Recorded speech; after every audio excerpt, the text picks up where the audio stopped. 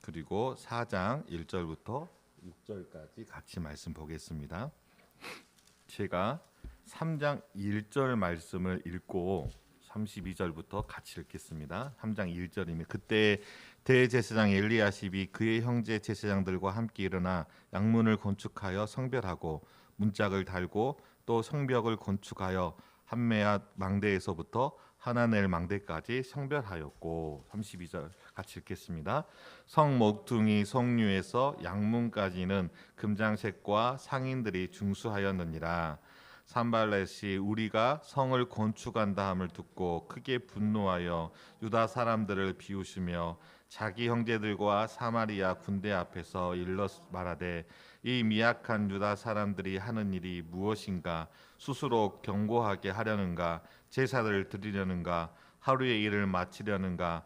불탄 돌을 흙 무더기에서 다시 일으키려는가 하고 암몬 사람 도비아는 곁에 있다가 이르되 그들이 건축하는 돌 성벽은 여호가 올라가도 곧 무너지리라 하더라. 우리 하나님이여 들으시옵소서. 우리가 업신여김을 당한나이다. 원하건대 그들이 욕하는 것을 자기들의 머리에 도리사 노략거리가 되어 이방이 사로잡히게 하시고 주 앞에서 그들의 악을 덮어두지 마시며 그들의 죄를 도말하지 마옵소서. 그들이 건축하는 자 앞에서 주를 노하시게 하였습니다 하고 이에 우리가 성을 건축하여 정부가 연결되고 높이가 절반이 이르렀으니 이는 백성이 마음들어 일을 하였음이니라. 아멘. 기도하시겠습니다. 하나님, 오늘 또 우리가 이 말씀을 통하여 협력하여 선을 이루시는 그 하나님의 그 아름다움을 우리 개인뿐만이 아니라 우리 옆에 있는 우리 형제 자매들을 통하여서 발견하고 그래 서로가 위로해주고 서로가 한 마음 한 뜻으로 이 어려운 시기들을 우리가 이겨낼 수 있도록 인도하여 주시옵소서. 예수님의 이름으로 기도합니다. 아멘. 저번 시간에 이어서 우리 계속 살펴보도록 하겠습니다. 성경을 우리가 읽어보면은 좀 이렇게 읽기에 좀 이렇게 딱딱하고 이게 무슨 말일까라고 하는 그러한 본문이 나올 때가 있어요. 대부분의 그 본문 가운데 하나가 이제 족보들이 나오는 그 본문들도 읽어보면 낳고 이렇게 끝나요. 이 낳고의 이렇게 뜻이 무엇인지도 잘 모르겠고 또 이렇게 그 이름이 이렇게 히브리식 이름이지 않겠습니까? 이름도 어려워요. 오늘 우리가 다 읽지는 않았지만 이 3장도 마찬가지예요. 그 다음은 누가 와서 중수하였고 그 다음은 누가 중수하였고 그 다음은 누가 중수하였고 1절부터 32절까지 성벽이 재건되어지는 그 모습을 그 다음이라는 단어를 통하여서 이렇게 기록하고 있기 때문에 이 부분을 읽을 때도 아마 이렇게 딱딱하고 또 이렇게 그냥 금방 이렇게 넘어가고자 하는 그런 많은 성도들이 있을 것 같은데 이 말씀이 3장 이 짧은 말씀, 이 긴 절에 반복되어지는 말씀이지만 그래도 이 말씀 안에 굉장히 중요한 의미가 담겨져 있는 것이죠. 하나님께서 은혜를 베풀어 주셔서 협력하여서 선을 이루시는 그 하나님의 아름다움을 비록 우리가 둔도 읽을 때는 딱딱하게 읽어지는 그런 본문일지라도 그 안에 담겨져 있는 하나님의 신비한 뜻을 우리가 발견할 수가 있는 것입니다. 저번 시간에 이어서 오늘 또 우리가 협력하여 선을 이루신 하나님에 대해서 또 살펴보도록 할 텐데 하나님이 창조하신 세상은 하나님을 중심으로 한 하나로 연합된 그렇게 아름다운 세상이었습니다. 아름다우신 하나님이 만드신 세상이기 때문에 당연히 아름다운 세상이지 않겠습니까? 훌륭한 천재적인 그러한 창조의 그러한 것을 가지고 있는 그런 작가들이 만든 예술품을 보면 모두가 감탄할 수밖에 없는 것처럼 하나님은 절대적인 아름다움을 가지고 계신 분이시기 때문에 그분에 의하여서 만들어진 이 세상도 당연히 아름다운 세상일 수밖에 없는 것이죠. 그런데 그 아름다움이 무엇을 통하여서 아름답게 비춰지냐면 모든 창조된 피조물들이 하나도 연합된 그런 모습 속에서 우리가 그 아름다움을 발견할 수가 있는 거예요. 마치 우리가 밤하늘에 뜬 찬란한 그러한 별들의 모양을 보면서 참 아름답다라고 생각하는 것처럼 하나님이 창조하신 세상도 이와 같이 하나로 연합된 아름다운 세상이었어요. 위로는 하나님을 중심으로 하고 아래로는 그 그 하나님의 형상을 닮은 인간을 중심으로 이 두 개의 세계, 천상의 세계와 지상의 세계가 아름답게 연합되어 서로 관계 속에서 하나 된 세상이었던 것이죠. 그러나 죄로 인하여 하나님이 만드신 이 하나 된 세상의 모든 관계는 삐뚤어지고 깨트려진 것입니다. 연합과 하나님의 중심으로 하나 된 이 세상이 깨트려지게 파괴되어지게 된 것이죠. 한 가정에서 한 부모 안에서 태어난 자녀들을 보더라도 서로 사랑하며 살아가는 것이 얼마나 어려운지 볼 수가 있는 것입니다. 그 원인은 무엇이겠습니까? 하나님을 중심으로 삼는 세상에서 이제 죄가 들어옴으로 인하여 그 하나님을 중심으로 하는 세상이 아니라 이제는 자기를 중심으로 삼는 세상으로 변화되었기 때문인 것이죠. 그래서 한 부모에게서 태어난 자녀들이 서로 사랑하며 그렇게 아껴주며 살아가면 정말 좋은데 그렇지 못한 이유는 무엇이냐면 자기 중심적인 삶을 살아가려고 하는 그 인간의 본성 때문이라는 거예요. 그러니까 자기 중심으로 살아가기 때문에 자기 안에 들어와 있을 때에는 좋아 보여요. 좋아 보여요. 근데 자기 밖으로 나가면 그것이 싫어한다는 것이죠. 죽고 못 사는 것처럼 붙어 있다가도 어느 한순간에 아주 사소한 것으로 서로 죽일 듯이 싸우는 그 모습들을 아마 자녀를 키워본 부모라면 한두 번쯤은 경험해 본 적이 있었을 것입니다. 이처럼 모든 세상이 하나님 중심에서 자기 중심으로 되어져 버렸기 때문에 하나가 되어지는 것은 너무나 어려운 세상이 되어져 버린 것이죠. 죄로 인하여 파괴되었지만 그럼에도 불구하고 그 흔적이 남아있기 때문에 사람들은 인위적으로 하나가 되려고 시도를 합니다. 그러니까 죄로 인하여서 하나님의 하나됨이 파괴되었지만 여전히 하나님께서 만들어 놓으신 이 세상에는 그 흔적들이 남아있는 거예요. 그래서 사람들이 인위적으로 어떻게든지 하나가 되려고 노력을 해요. 그 대표적인 사건이 바벨탑 사건입니다. 창세기 11장에 나오는 이 바벨탑 사건을 보면 11장 1절에 온 땅의 언어가 하나요 말이 하나였더라. 그리고 11장 4절에 보니까 또 말하되 자 성읍과 탑을 건설하여 그 탑 꼭대기를 하늘에 닿게 하여 우리의 이름을 내고 온 지면에 흩어짐을 면하자 하였더니 온 지면에 흩어지는 것을 면하기 위해서 하나로 합친 거예요. 합쳐서 높은 하늘에 닿을 수 있을 정도의 그 탑을 쌓게 되어지는 것이죠. 하나님은 이렇게 인위적으로 사람을 중심으로 하나가 되어 모여서 쌓은 그 바벨탑 사건을 어떻게 보셨냐면 악하게 보신 것이죠. 그것을 악하게 본 이유는 무엇일까요? 첫 번째로는 보니까 자기의 이름을 내려고 쌓았다라고 기록하고 있는 것이죠. 우리는 하나님의 영광을 드러내기 위하여서 창조된 피조물인 것이죠. 근데 죄는 그 하나님을 위한 삶이보다는 자기의 이름을 내려고 하는 삶으로 만들어 버린 거예요. 이 바벨탑 사건도 마찬가지로 우리의 이름을 내려고 쌓았던 것이죠. 하늘에 닿을 정도로 쌓았다는 것은 그만큼 인간이 가지고 있는 교만, 이생의 자랑의 특징을 우리에게 보여주고 있는 것입니다. 또 한 가지는 온 지면에서 흩어짐을 면하고자 라고 하였다. 그러니까 노아의 홍수 사건 후에 하나님은 다시금 노아와 언약을 맺으시면서 너희를 물로 심판하지 않겠다라고 하는 그 징표로 무엇을 우리에게 보여주시냐면 무지개를 주십니다. 그래서 사람들은 비가 온 다음에 무지개를 볼 때마다 하나님이 우리를 다시는 이 물로 심판하지 않을 거야 라고 하는 그 약속의 증표라는 것이죠. 그리고 그 노아에게 아담에게 주셨던 그 창조의 목적에 대해서 다시 한번 언급해 주고 있어요. 그래서 9장 7절에 너희는 생육하고 번성하여 땅에 가득하여 그 중에서 번성하라라고 말씀하십니다. 이것은 흩어지라는 거예요. 온 땅 가득 하나님의 형상을 닮은 인간들이 흩어져서 온 곳곳에서 하나님의 영광을 드러내시기를 원하셨던 것이죠. 이게 아담에게 주셨던 그 언약을 노아에게 똑같이 주고 있는 것을 볼 수가 있는 것이죠. 그렇기 때문에 온 지면에 흩어짐을 원하고자 한 곳에 모여 밥의 탑을 쌓는 행위는 하나님의 언약에 불순종한 모습이었던 것이죠.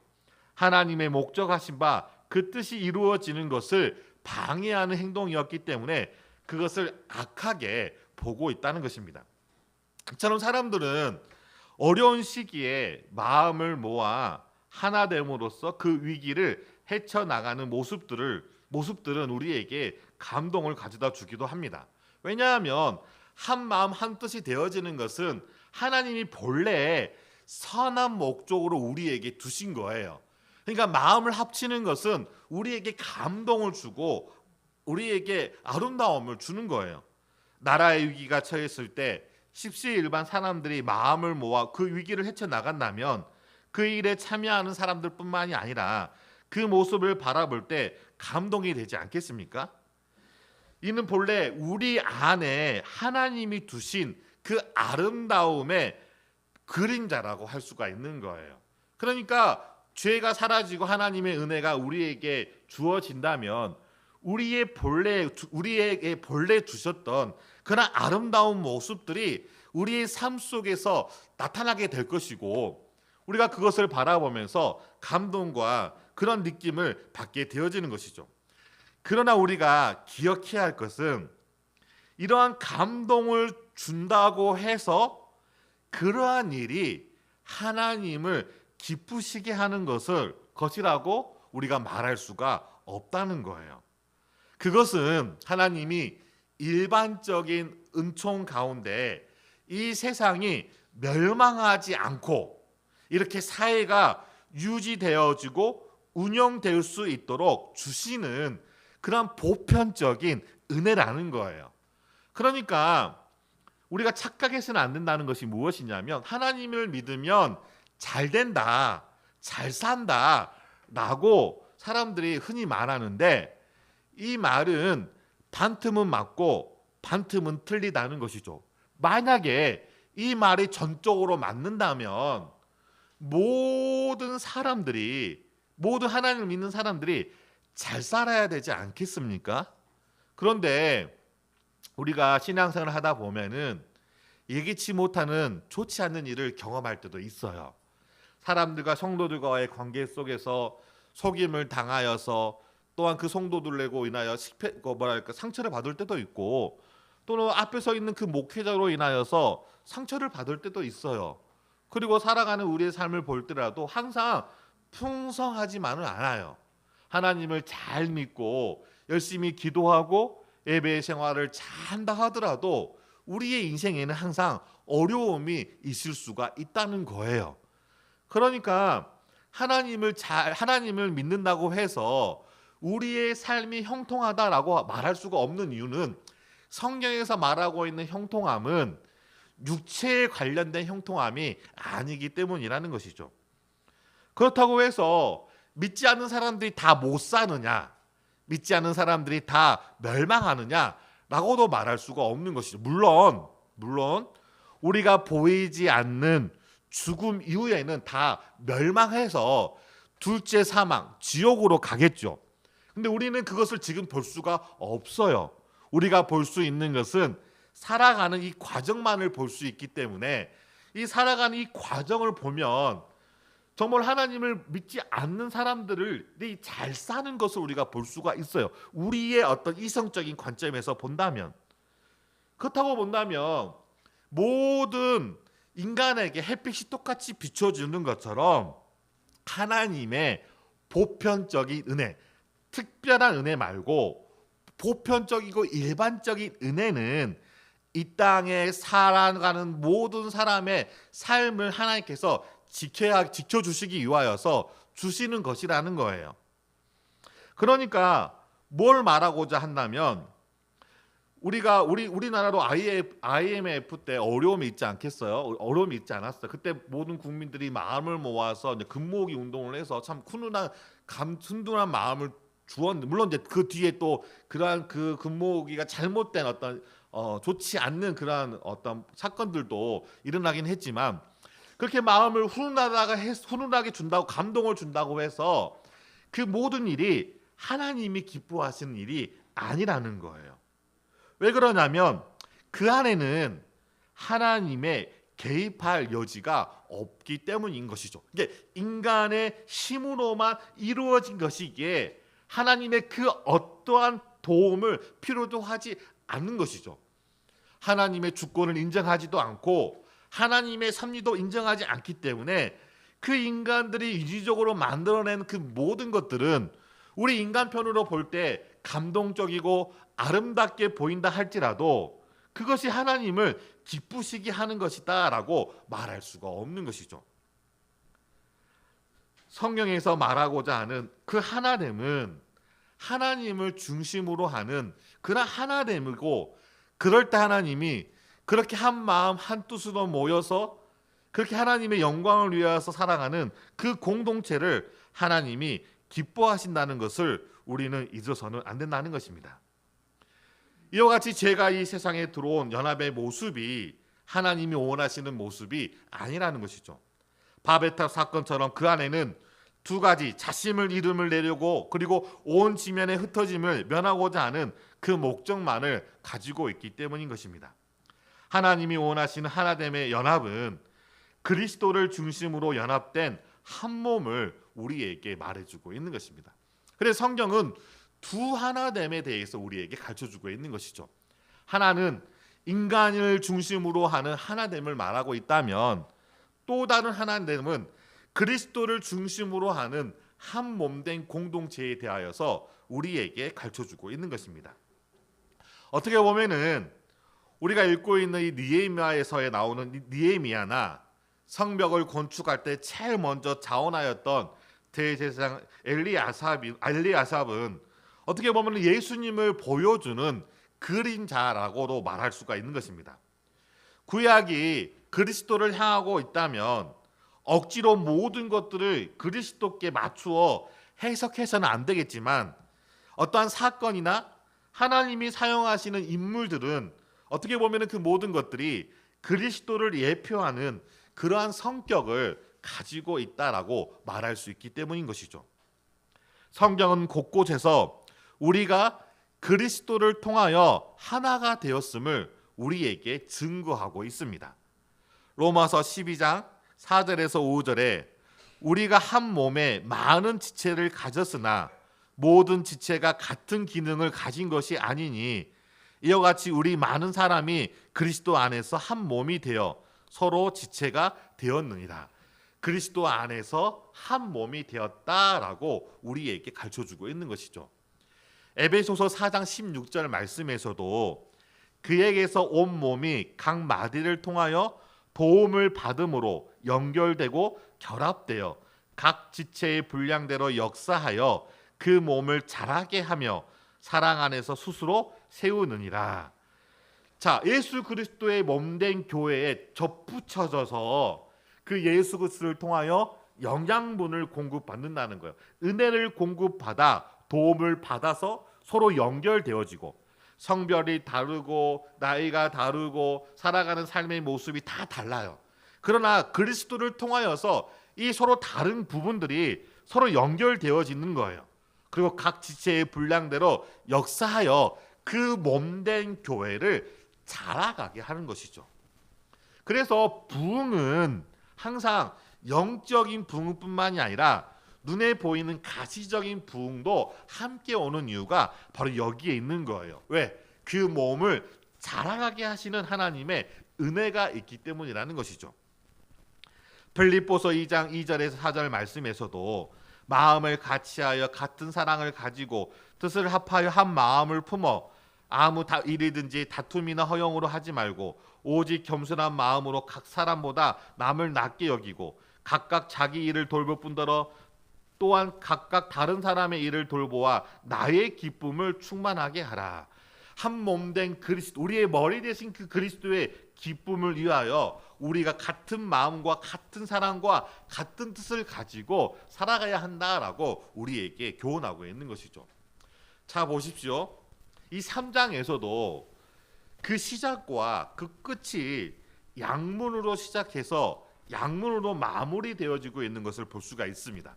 1절에서도 보니까 대제사장 엘리야십이 그의 형제 제사장들과 함께 일어나 양문을 건축하여 성벽하였고, 자, 모든 성벽의 시작이 양문으로부터 시작되어지고 있는 것을 볼 수가 있는 것이죠. 그리고 마지막 우리가 읽었던 32절에 보니까 성 모퉁이 모루에서 양문까지는 금장색과 성인들이 중수하였느니라 라고 기록하고 있습니다. 제사장이 양문을 건설하였기에 아마도 이 양문은 성전에서 가까운 곳으로서 사람들이 희생제사를 드리기 위하여서 양들이 이 문을 통과해서 예루살렘 성읍으로 들어가기 때문에 아마 이 문을 양의 문이라고 이름을 붙였던 것입니다. 이와 같은 이유로 제사장들이 양문을 만들고 성별하여 여호와께 바친 것이죠. 성벽을 건축함에 있어서 제일 먼저 양문을 다루고 있는 것은 우리에게 시사하는 바가 있기 때문인 것이죠.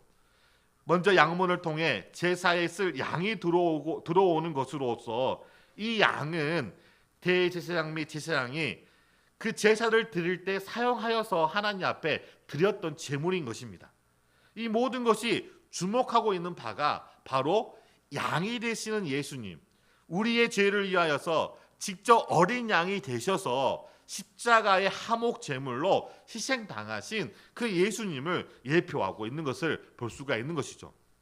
또한 대제사장이신 예수님께서 자신을 직접 요한복음 10장 7절에 나는 양의 문이다 라고 말씀을 하고 있기 때문인 것이죠.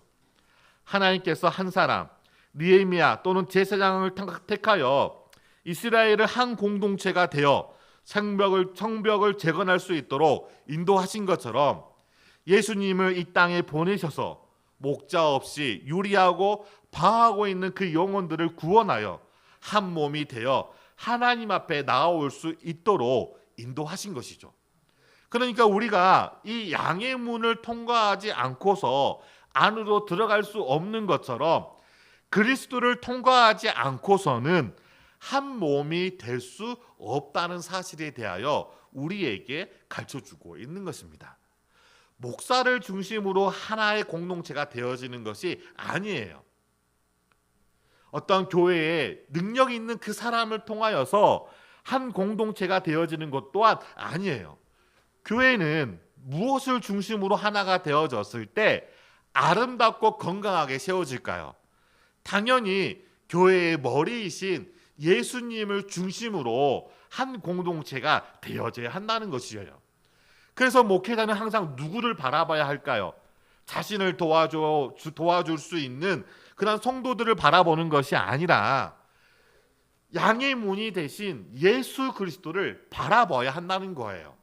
그리고 설교를 통하여서 성도들이 자기를 바라보고 자기의 말에 왔다 갔다 하는 것이 아니라 목회자는 하나님의 말씀을 바르게 증거하여 성도들로 하여금 누구를 바라보게 하는 거예요? 그리스도를 바라보게 하는 거예요. 그래서 목사와 성도들이 그리스도를 바라봄으로써 우리의 심플교회가 그리스도 안에서 하나로 세워질 수가 있는 거예요. 그럴 때 건강한 교회가 될 수가 있다는 것이죠. 그런데 많은 사람들은 사람을 바라보면서 하나가 되기를 원해요. 물론 때로는 필요하겠죠. 어떤 구심점이 있어야 되기 때문에 하나님은 이 교회 공동체 안에 직분을 주신 거예요. 그래서 목사라는 직분을 주시고 중직자들의 직분을 주시고 그 직분들을 통하여서 서로 각 지체들이 연결이 되어져서 하나가 될 수 있도록 하신 것이죠. 그렇다고 해서 그 구심점이 되어지는 사람을 예수님처럼 바라봐서는 안 된다는 것이죠. 왜냐하면 사람은 약함이 있기 때문에 그 사람을 바라보면서 신앙생활 하다 보면은 그 사람이 넘어지면 나도 넘어질 수밖에 없는 거예요. 그러니까 우리의 신앙이 건강하게 세워지기 위해서는 누구를 바라봐야 할까요? 바로 그리스도를 바라보아야 합니다. 왜 우리가 예수 그리스도만을 바라봐야 할까요? 성경은 우리에게 그리스도만이 우리의 생명이기 때문에 우리가 그리스도만을 바라봐야 한다라고 가르쳐주고 있는 것입니다.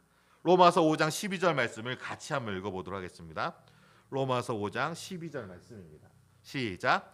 그러므로 한 사람으로 말미암아 죄가 세상에 들어오고 죄로 말미암아 사망이 들어왔나니 이와 같이 모든 사람이 죄를 지었으므로 사망이 모든 사람에게 이르렀습니다. 오늘 본문에 보니까 한 사람으로 말미암아 죄가 세상에 들어왔다는 거예요. 자, 사람을 바라보면은 그 사람으로 말미암아 죄로 인하여서 넘어질 수 있다는 그 부분을 우리에게 지적하고 있는 것이죠. 로마서 5장 17절 말씀을 같이 한번 읽어보겠습니다. 로마서 5장 17절 말씀 시작. 한 사람의 범죄로 말미암아 사망이 그 한 사람을 통하여 왕노릇하였은즉 더욱 은혜와 의의 선물을 넘치게 받은 자들은 한 분 예수 그리스도를 통하여 생명 안에서 왕노릇하리로다. 그런즉 한 범죄로 많은 사람이 정죄에 이른 것 같이 한 의로운 행위로 말미암아 많은 사람이 의롭다 하심을 받아 생명에 이르렀느니라.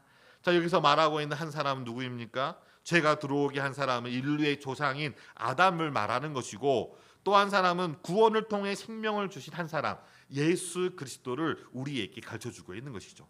성경은 우리의 인생의 유일한 답은 예수께 있다라고 우리에게 교훈하고 있는 것입니다.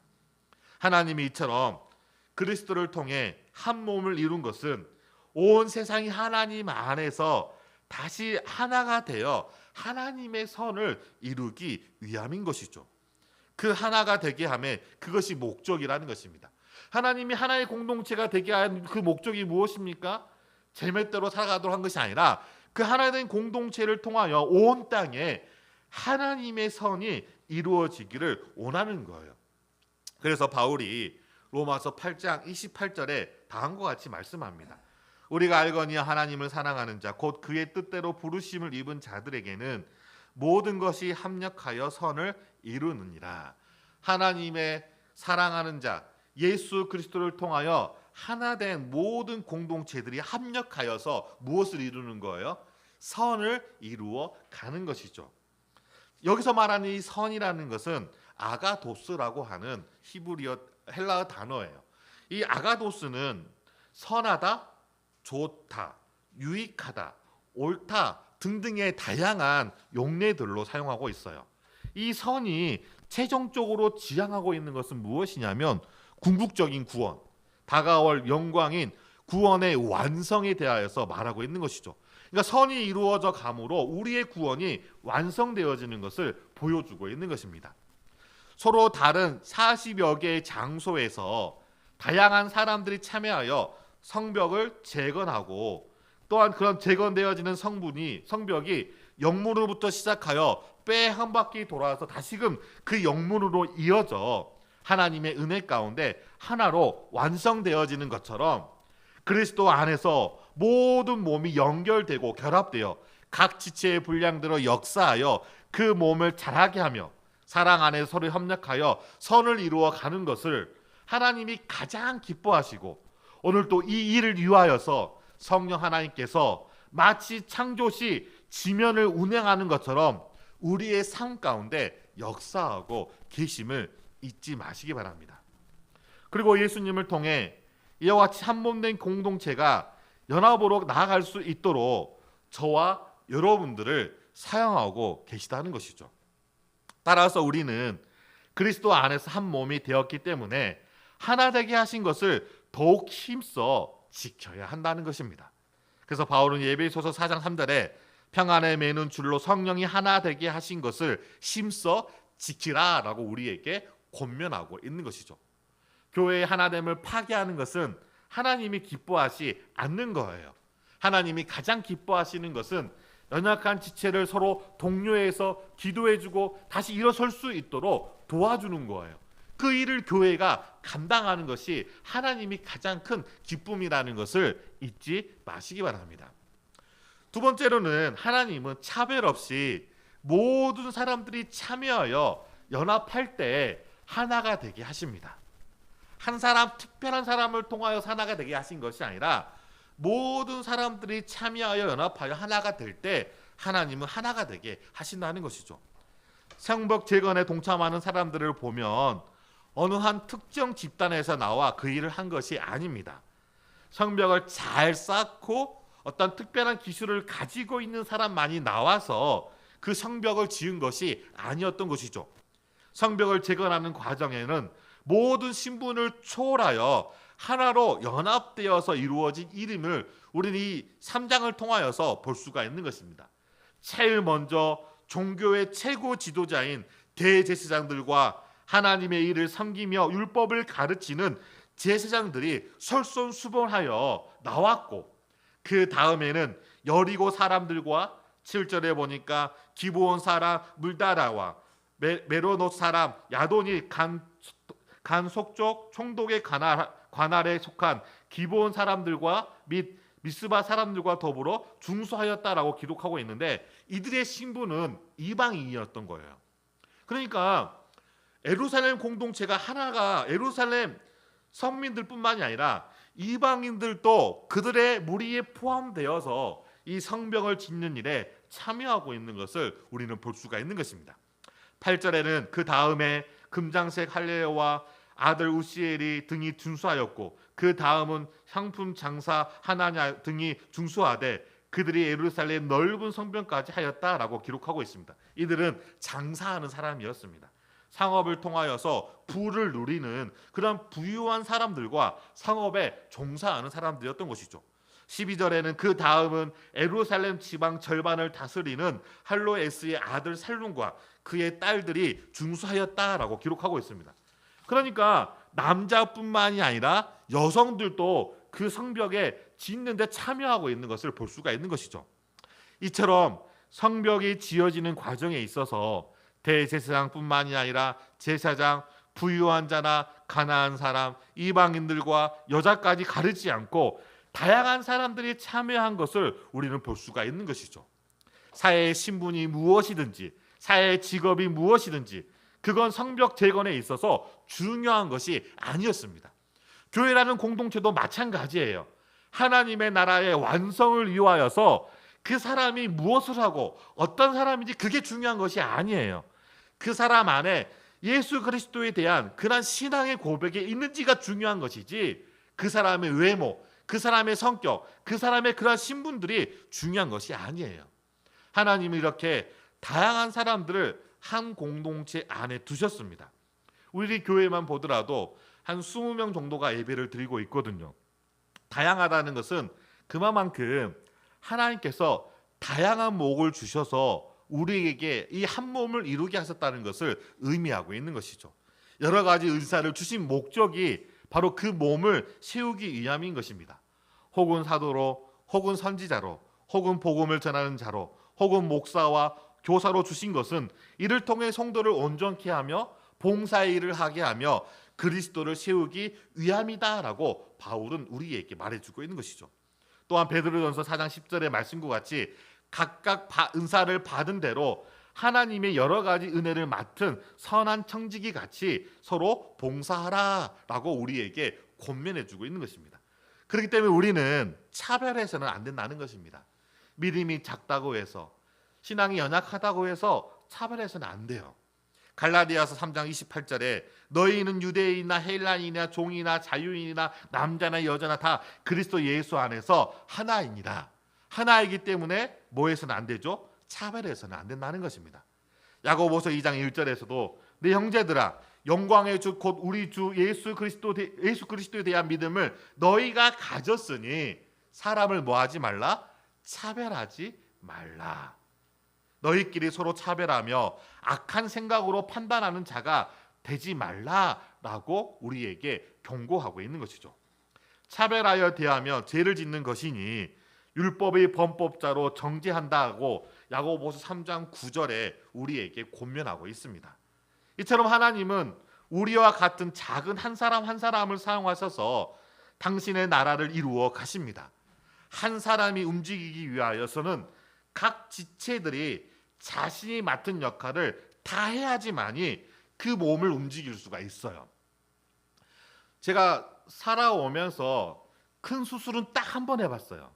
그만큼 건강했어요. 무슨 수술이라고 하냐면 좀 사람들이 말하기 싫어하는 수술인데 치지 수술. 제가 한 수술 가운데 가장 큰 수술이 치지 수술이었어요. 의사 선생님이 보면서 수많은 치지 수술을 하였는데 수많은 치지 수술 한 사람들 중에 1년 동안 하는 중에 5위 안에 있던데 5위 안에. 그만큼 심각한 수술이었거든요. 죽는 줄 알았습니다. 죽는 줄.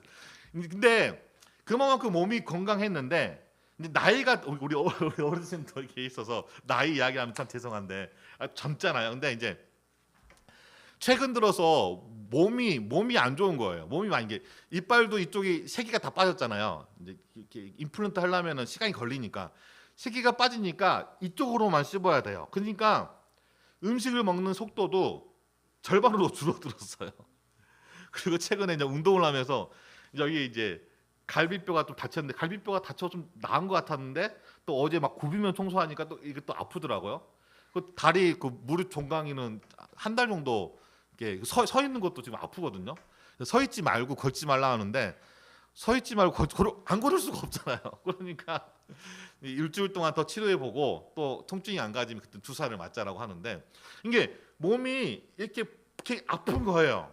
또 간도 안 좋잖아요. 간도 안 좋으니까 이제 몸이 이렇게 안 좋은데 뭘 말하고자 하냐면 우리의 몸이 모든 기관이 다 100%가 아니라는 거예요. 다 100%가 되어서 최고의 컨디션이면 얼마나 좋겠어요. 그런데 우리의 몸의 각 신체 기관들이 다 100%가 아니라는 거예요. 저처럼 이도 아프죠? 갈비뼈도 아프죠? 종강이도 아프죠? 간도 안 좋아요. 그래도 움직일 수가 있어요. 왜 그러냐면 이렇게 약한 부분들은 약한 부분대로 힘을 쓸 수가 없기 때문에 그 약한 부분 가지고 너 왜 이렇게 힘을 못 써? 너 왜 이렇게 음식이 들어오면 씹어야 되지 않겠어? 이빨이 없더라도 잇몸으로 씹어야 되지 않겠어? 라고 말할 수가 없는 거예요. 왜? 약하기 때문에 그 약한 상태에서 강할 수가 없는 거예요. 그러면 어떻게 되죠? 약한 부분은 약하게 내버려 두는 거예요. 왜? 강해질 때까지.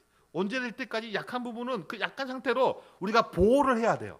그래야지만이 보호해야지만이 건강해지는 거예요. 약을 먹든지 수술을 하든지 우리 김대현처럼 다리를 수술하니까 이제 걷는 것이 문제가 없다는 거예요. 그리고 안 쓰든지 그렇게 해서 이 약한 부분이 건강해질 때까지 보호를 해야 돼요. 그럼 어떻게 움직이느냐? 다른 강한 부분이 좀 더 힘을 내어서 움직이는 거예요. 그래서 제가 이렇게 움직이는 거예요. 약한 부분이 있지만 다른 강한 부분이 있잖아요. 이 강한 부분이 이 약한 부분을 맞추는 것이죠. 맞추어서 이 몸이 움직일 수 있게끔 움직이는 거예요. 교회라는 공동체도 마찬가지라는 것이죠. 모두가 100% 은혜 안에 있지 않아요. 모두가 하나님을 열렬히 사랑하고 있지도 않아요. 어떤 성도는 믿음이 약해서 넘어질 때도 있고 어떤 성도는 삶이 너무나 어려워해서 공고해서 넘어질 때도 있고 어떤 성도는 성도 간의 관계 속에서 상처를 받아서 넘어질 때도 있어요. 약한 성도는 회복될 때까지 강한 성도들이 믿음이 있는 성도들이 은혜 안에 있는 성도들이 기도해 주는 거예요. 그리고 은혜 있는 성도가 지금보다 더 배로 그 공동체의 몸을 온전히 세우기 위하여서 더 기도하고 더 섬기면서 그 몸이 하나가 될 수 있도록 힘쓰는 것이죠. 이게 바로 하나님이 한 몸 된 공동체에 바라는 거예요. 그러니까 뭐 해서는 안 된다는 거예요. 너 왜 이렇게 못해? 왜 이렇게 안 해? 라고 지금 나와 상태가 다르다고 해서 차별하거나 핑계해서나 판단해서는 안 된다는 것입니다. 1000개의 피스를 한번 맞춰본 경험이 있으신 분들은 아마 알 거예요. 1000개의 퍼즐 피스를 맞추다 보면은 이게 이것 같고 이게 이것 같아요. 다 똑같은 모양을 하고 있는 것처럼 보여져요. 그러나 똑같은 모양이 아니죠. 각자가 맞는 그러한 역할 위치가 있는 거예요. 그리고 그 모든 것들이 맞추어졌을 때 하나의 아름다운 그림이 되어지는 거예요. 근데 그 1000개 피스 중에 999개가 있고 하나를 잃어버렸다고 해보세요. 그 999개를 마친 그 그림이 아름다울까요? 그 하나의 비어있는 것으로 인하여 아름답지 않게 되어지는 것이죠. 볼품이 없다고 해서, 힘이 없다고 해서, 약하다고 해서 필요 없어라고 하는 것이 아니라, 약해도 힘이 없어도 은혜로부터 미끄러진 상태에 있다 하더라도 그 자리에 있을 때 그때 그 하나됨을 통하여 하나님께서 영광을 받으신다는 것을 잊지 마시기 바랍니다. 3장에서 가장 많이 나오는 단어가 그 다음은 이에요. 25번 정도가 나오거든요. 그러니까 3장을 읽어보면은 우리가 족보에 읽었던 것처럼 낳고 한 것처럼 그 다음은 누가 짓고 그 다음은 누가 짓고 그 다음은 누가 짓는다는 거예요. 마치 이어 달리기를 하는 것처럼 그 다음을 이어서 다음 건축자가 양문에서 양문으로 하나가 될 수 있도록 연결되어지는 것이죠. 내가 할 수 없는 것을 불평하는 것이 아니라 내가 할 수 있는 것을 감사해야 한다는 거예요. 한 몸으로 이루어 주신 그리스도 안에서 각자에게 맡겨주신 그 일이 충성되이 감당할 수 있도록 우리의 몸이 더욱더 건강하게 세워져 갈 수 있도록, 비록 내가 아무리 할 수 없는 힘이 없다 할지라도 그 자리에 내가 존재하는 것, 그것이 다른 형제들에게 위로가 되어지고 힘이 되어지는 것이죠. 그래서 지금은 그 일을 감당할 수가 없지만 우리는 내일을 알 수 없기 때문에 내가 이 믿음 있는 상태가 내일까지 갈 수 있다고 장담할 수가 없다는 것이죠. 그리고 믿음이 없는 저 연약한 지체가 내일도 믿음 없다라고 말할 수가 없는 거예요. 우리는 시간에 갇혀있게 살고 있기 때문에 지금 나에게 주어진 이 시간에 최선을 다하여 한 몸된 공동체를 이룰 수 있도록 해야 한다는 것입니다. 그래서 우리가 지금 기도해야 할 것이 무엇을 기도해야 할까요? 감당할 수 있는 은혜를 달라고 기도하시기 바랍니다. 그리고 그리스도 안에서 하나님의 사랑의 띠로 하나가 되게 한 공동체임을 우리가 잊지 않고, 그 공동체에 내가 빠지게 된다면 그 공동체가 얼마나 아름답지 않는 모습으로 보여지게 될 것인지를 우리는 생각해야 한다는 것이죠. 그래서 우리가 그 안에서 항상 머물 수 있는 은혜를 주시기를 간절히 기도하시기를 주의 이름으로 소원합니다. 우리 다음 부분